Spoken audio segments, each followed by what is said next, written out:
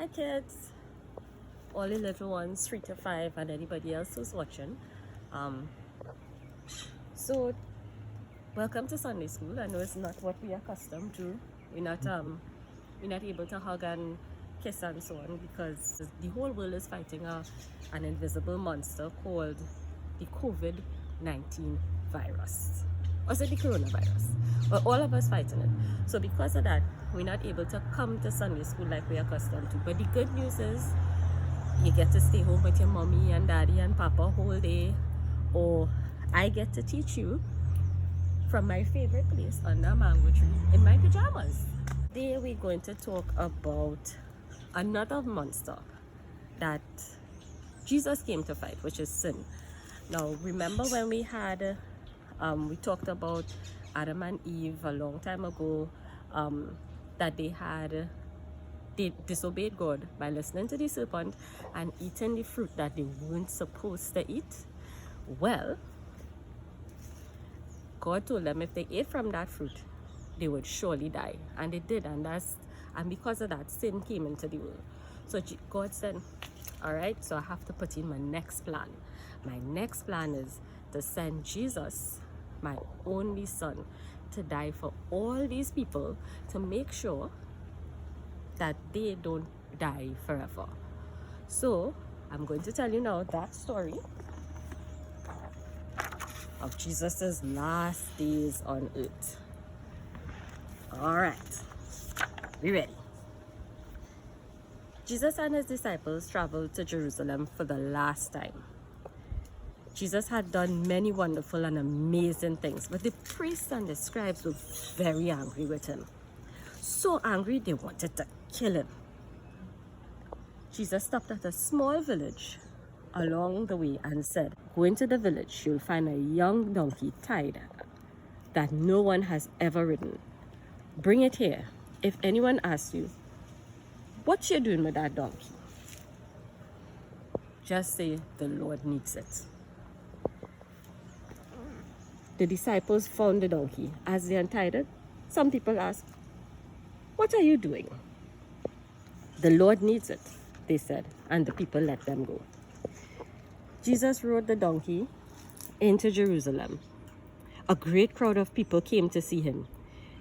They covered the road with their robes and leafy branches and shouted, Hosanna! He who comes in the name of the Lord is the blessed one. When the time for Passover came, Jesus shared the meal with his 12 disciples. He took out some bread and gave it to them. Take this. This is my body, which I give for you. Then he took a cup, gave thanks, and said, this is my blood. It is shed for you, the forgiveness of sins. Then after singing some psalms, Jesus and the disciples went out, all except one, Judas. That's the one who would betray him. He had already slipped away. Jesus and his disciples went into the garden called Gethsemane. Wait here, Jesus said. Then he took Peter, James, and John deeper into the garden. Stay awake with me a while, I pray, Jesus said. Then after going a little further, Jesus fell to the ground and prayed. Father, if it is possible, let this cup pass from me. But let your will be done, not mine. When Jesus came back, he found the disciples sleeping. Can't you stay awake with me 1 hour? He asked. Jesus went away again and prayed.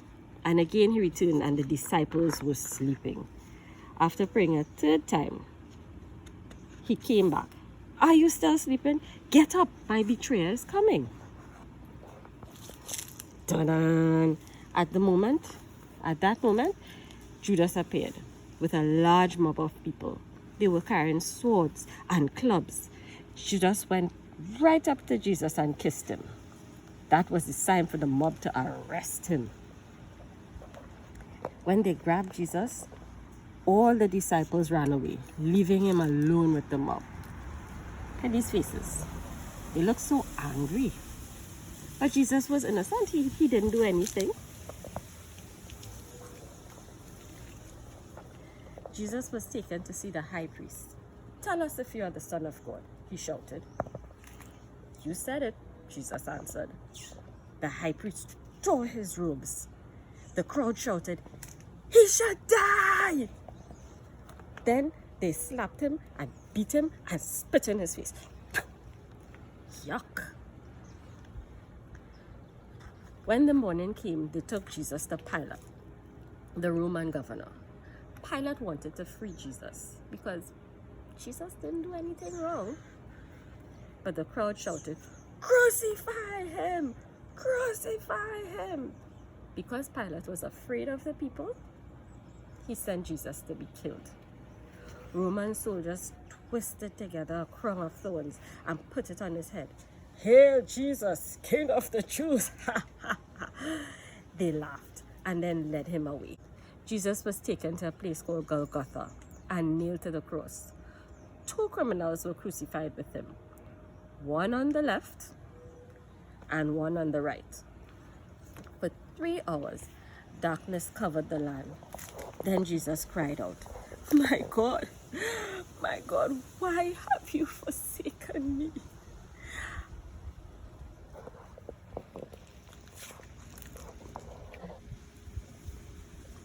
After that, he gave up his spirit and died. A great earthquake shook the land. And the soldiers guarding him said, "He was really God's son." That evening, a follower named Joseph of Arimathea, that means his name was Joseph, and he came from Arimathea, like how I'm from Trinidad, came and asked Pilate for the body. He wrapped it in fine linen and placed it in a new tomb. After rolling a great stone in front of the tomb, he left. Pilate sent guards to watch over the tomb. On the first day of the soul, we know that the Bible said that Jesus was dead for 3 days. His friends and family would have been so sad, because that means they slept and woke up once, and he was one day and he was dead. They slept and woke up a second day and he was dead. They slept and woke up a third day and they went to the tomb to check on the body, to cry and say, "Jesus was my real friend, you know."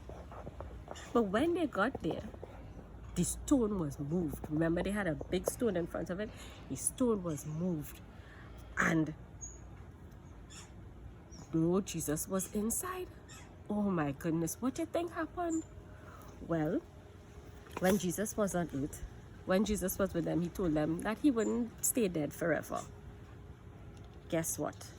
While they were there crying, Mary Magdalene and another lady named Mary, they heard somebody behind them. "Don't be afraid," he said. "Go and tell the disciples to meet me in Galilee." Jesus stayed on earth for another 40 days, and he was seen by many people. He returned to heaven. Before Jesus returned to heaven, he gave the disciples a job to do. Go and share the good news of his kingdom with the whole world. And Jesus gave the same job to you and me. Go and tell everybody about him, that he's alive and that he came to save us from our sins. And cut.